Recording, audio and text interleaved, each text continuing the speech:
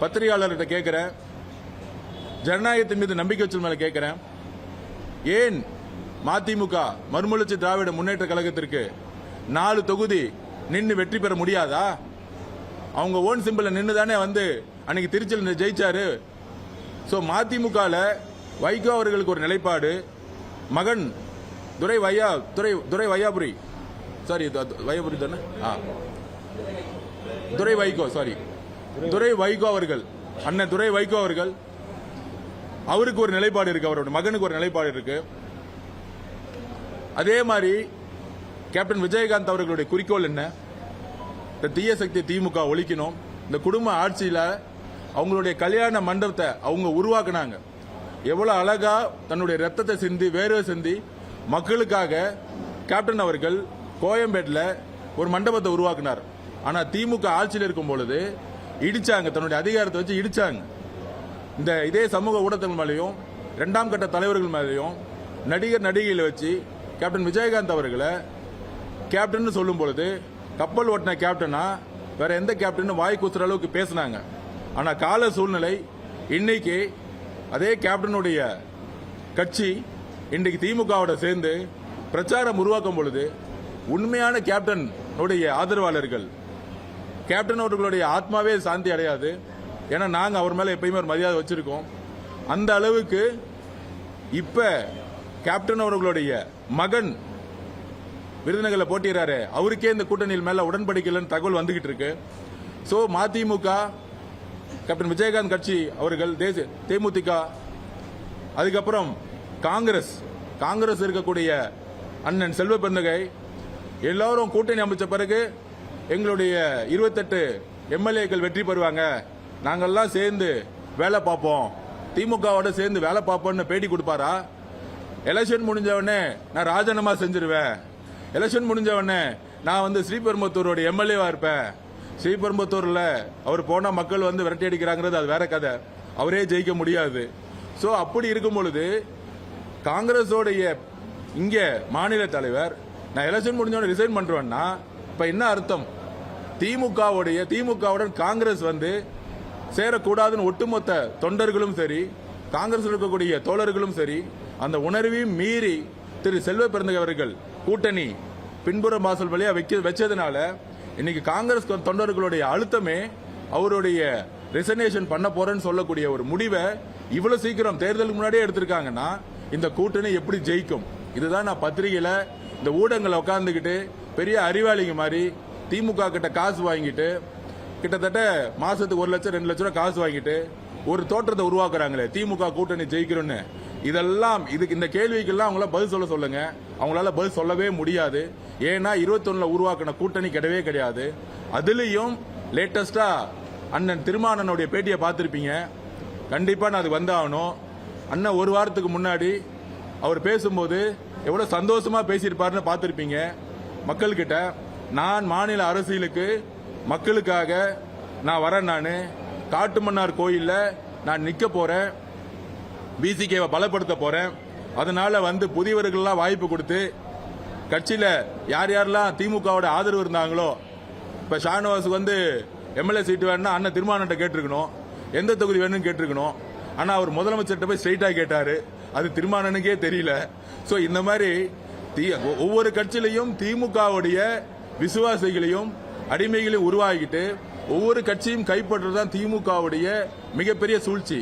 அது என்னன்னா பணபலம், அவங்களுடைய ஊழல், அப்புறம் அதிகாரம். இந்த குடும்பம் மட்டுமே இருக்கக்கூடிய அதிகாரம் மற்ற கட்சிகளையும் சூறையாடுறாங்க, மற்ற கட்சிகளுடைய உழைப்பையும் திருடுறாங்க, மற்ற கட்சிகளுடைய தொண்டர்களை அவமானப்படுத்துறாங்க. ஒவ்வொரு கட்சிக்கும் பெரியார் என்ன சொன்னார்? ஒரு தனி மனிதனை பார்த்து சொன்னார், சுயமரியாதையோட இருக்கணும்னு சொன்னார். சுயமரியாதை எங்கிருந்து வருந்தது? தன்னுடைய சொந்த கால நிக்கிறதுல இருக்கு. சோ ஒவ்வொரு கட்சியும் தொண்டர்களை உருவாக்கி ஒரு கொள்கையை உருவாக்கி ஒவ்வொரு கட்சியும் தேர்தல் அரசியல நிக்கிறதுக்கான காரணம் தன்னுடைய கட்சி தன்னுடைய கொள்கையை மக்கள்கிட்ட நிலைநாட்டி வெற்றி பெற்று எம்எல்ஏக்களை உருவாக்குறதும் எம்பிக்களை உருவாக்குறதும் மக்களுக்கு சேவை செய்யறதுதான். ஆனா அந்த அடிப்படை கடமையான ஜனநாயகத்தையே திமுக குழி தோண்டி தன்னுடைய சொந்த கட்சிக்கே இது புதைச்சிச்சு. எதிர்கட்சிக்கு சேர்ந்த அரசியல் வேற, எங்களை பாக்குற அரசியல் வேற. ஆனா 24 கட்சி கூட்டணின்னு சொல்றாங்களே, அதுல 7 கட்சிக்கு மேல பேர் யாருக்கும் தெரியாது மக்களுக்கு. சோ அப்படி இருக்கும் பொழுது கம்யூனிஸ்ட் தோழருக்கு அழுத்தம் கொடுத்து 6ல இருந்து 5ஆ குறைச்சி அவங்கள சிறுமைப்படுத்தி அவங்க அந்த கட்சியை வந்து ஒழிக்கிறதுக்கான வேலையை செய்யறது தமிழக வெற்றி கழகம் கிடையாது.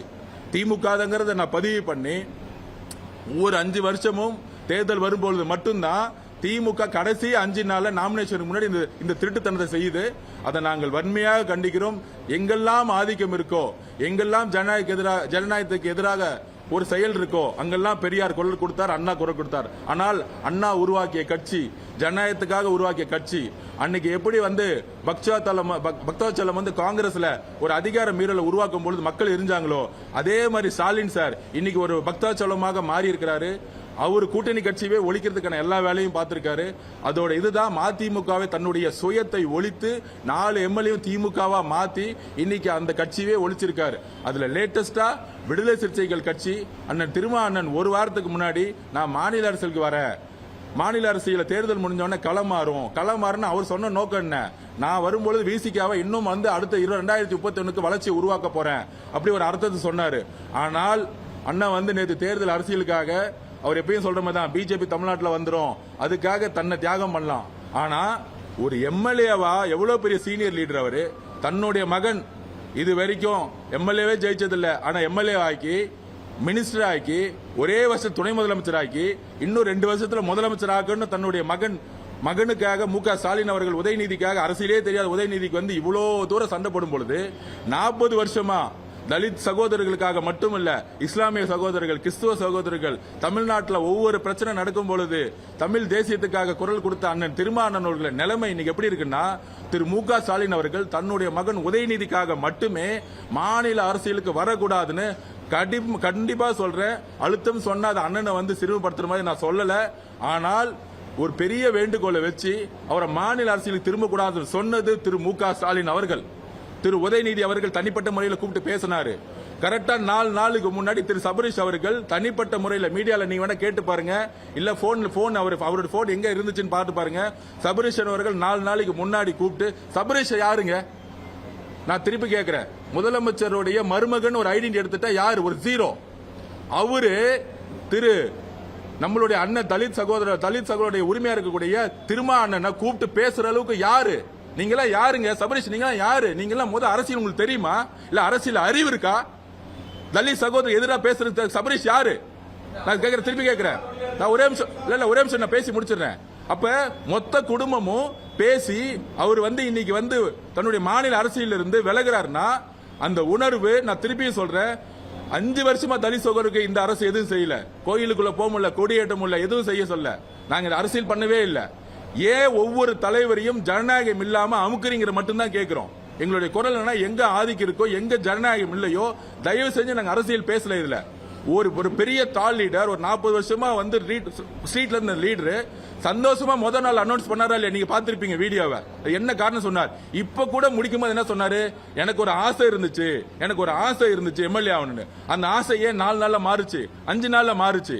அதுவும் டிக்ளேர் பண்ண கேண்டிடேட் அவரே சொல்றாரு, அவர் விசிகவே கிடையாது, நான் காங்கிரஸ்ல வேட்புமனு தாக்கல் பண்ணிருந்தேன், காங்கிரஸ்ல இருந்தாங்க, எனக்கு காங்கிரஸ்ல இருந்து எங்களுக்கு அழைப்பு கொடுக்காம திரும்ப டிக்ளேர் பண்ணிருக்காருன்னா அதுவும் திமுக தான் செஞ்சிச்சு.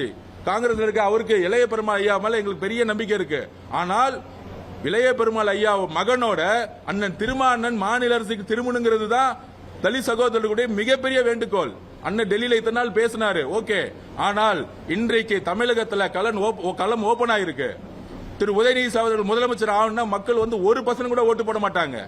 அப்ப இன்டைரக்டா எப்படி வந்து துணை முதலமைச்சர் தேர்ந்தெடுத்தாங்களா, இல்லையே. உதயநிதி ஸ்டாலின் அவர்கள் இருந்தா சேபகத்தை விட்டு வேற தொகுதி போய் நின்று இருக்கலாமே, அதிமுக எங்க ஸ்ட்ராங்கா இருக்கோ கோயம்புத்தூர் போய் நின்று இருக்கலாமே, இல்ல டிவிக்கு எங்க ஸ்ட்ராங்கா இருக்கோ பெரம்பூர் கூட வந்திருக்கலாமே. சோ தன்னுடைய மகனை உயிரோட வரைக்கும் ஒரு சேஃபான கேப்ல கொண்டு போய் எல்லா கூட்டணி கட்சிகள் தலைவர்களையும் ஒழிச்சு முதலமைச்சர் ஆக்கிட்டு போறது மட்டும்தான் அவருடைய கடமைங்கிறது நாங்கள் வன்மையாக கண்டிக்கிறோம்.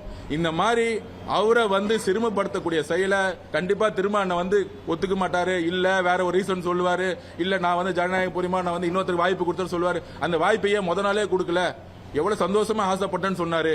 அவர் ஒரு பெரிய டாலிட திரும்ப வந்து ஒரு எம்எல்ஏவா கூட வந்து இங்க வந்துடக்கூடாது, தமிழ்நாட்டில் அரசியல் வரக்கூடாதா, அவர் டெல்லி, அதாவதுங்க திமுக ஒண்ணுதாங்க, உதயநிதி ஸ்டாலினுக்கு யார் வந்தாலும் டெல்லிக்கு எம்பி சீட்டு கொடுத்து வைகோட பையனுக்கு டெல்லியில சீட்டு கொடுத்துட்டாங்க. சொந்த அமைச்சர்களோட பையன் எல்லாத்துக்கும் டெல்லியில் சீட்டு கொடுத்து அமைச்சிருவாங்க. ஏன் தெரியுங்களா? அவருடைய பையனுக்கு யாருமே போட்டியா வரக்கூடாது. நீங்க ஒரு மேட்ச் விளையாடுறீங்கன்னு வச்சுக்கோங்க, ஆப்போசிட்டே விளையாடாம ரன்னிங் பண்ணோம்னா 10 பேர் ஓடணும், எல்லாத்தையும் காலி பண்ணி நான் மட்டும் ஓடி ஜெயிக்கக்கூடிய நிலைமையை திமுக தன்னுடைய பணமளத்தால் உருவாக்கிட்டு இந்த ஜனநாயகம் மிகப்பெரிய ஆபத்தான ஜனநாயகங்கிறது மட்டும் தான் நாங்க பதிவு பண்றோம். நாங்க வேற எதுவும் சொல்ல வரல.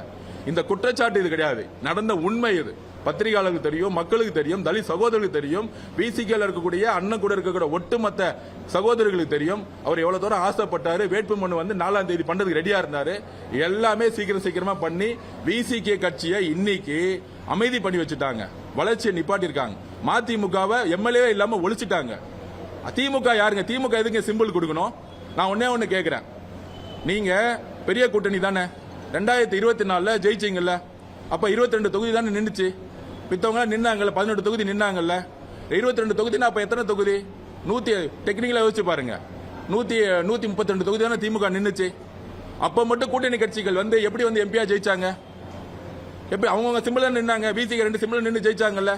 அவங்க நின்ன 12 தொகுதியில குறைஞ்சபட்சம் 10 தொகுதி ஜெயிச்சாங்க விசிகே. கரெக்ட் தானே என்ன கேட்டது? அப்படி அந்த சிம்பிளுக்கு வந்து மக்கள் ஓட்டு போட்டாங்க. ஓட்டு போட மாட்டாங்க அப்படின்னா திருச்செல் எப்படி வந்து துரை வைகோ வந்து நின்று ஜெயிச்சாரு? அவருடைய சிம்பிள் தானே நின்று ஜெயிச்சாரு. 6 தொகுதி திருச்சியில ஓட்டு போட்டாங்கல்ல, அப்ப மட்டும் 6 தொகுதி வருதுல எம்எல்ஏ, அப்ப மட்டும் அந்த சிம்பிள் ஜெயிக்க முடியாது. ஆனா எம்எல்ஏ எலெக்ஷன் வரும்போது மட்டும் ஒவ்வொரு கட்சியும் அழுத்தி எம்எல்ஏ உருவாக்கூடாது. என்ன அழுத்தம்? மாநில அரசியல் தான் ஒரு கட்சியோட பிரதானம். போய் டெல்லியில போய் சண்டை போறது ஒரு கட்சியோட பிரதானம் இல்ல, அது 2வது கொள்கை. மாநில அரசியல ஜெயிக்கிறவங்க தான் மத்திய அரசியல போய் சண்டை போட முடியும். ஆனா ஒன்றிய அரசியல சண்டை போடணும்னா மாநில அரசியல முதல் ஜெயிக்கணும். அப்ப இங்க இருக்க கட்சிகளை மாநில அரசியல பங்கு பெறாம நீங்க போய் டெல்லியில போய் சண்டை போடுங்க, பிஜேபியோட சண்டை போடுங்கன்னு டைவர்ட் பண்ணி ஏமாத்தி இவங்க மட்டும் பிஜேபியோட சேர்ந்துக்கிட்டு பராசக்தி படத்தை ரிலீஸ் பண்ணிக்குவாங்க. சோ இந்த மாதிரி ஜனநாயகமற்ற செயலை தன்னுடைய கூட்டணி கட்சிகளுக்கு அண்ணன் செல்வ பெருந்தகை நம்பி சேர்ந்தாரு. ஆனா எலெக்ஷன் முன்னாடியே ரிசைன் பண்றேன்னு சொல்லிட்டாரு. இதுதான் திமுகவுடைய சதி. அவரையும் ஒழிச்சிருவாங்க. சோ எல்லாத்தையும் ஒழிச்சு தன்னுடைய மகனுக்காக அரசியல் உருவாக்க நினைக்கிறோம். இது கூட்டணி கட்சி. நான் அந்த கூட்டணி கட்சி பேசினா எங்க ஜனநாயகம் இல்லையோ, எங்க ஆதிக்கம் வருவாதோ அதை நாங்கள் கடுமையாக இருக்கும். ஏன்னா நாங்க வந்து பெரியார் வழியை ஃபாலோ பண்றோம். அதுக்காக தான் இந்த குரல் கொடுக்கிறோம்.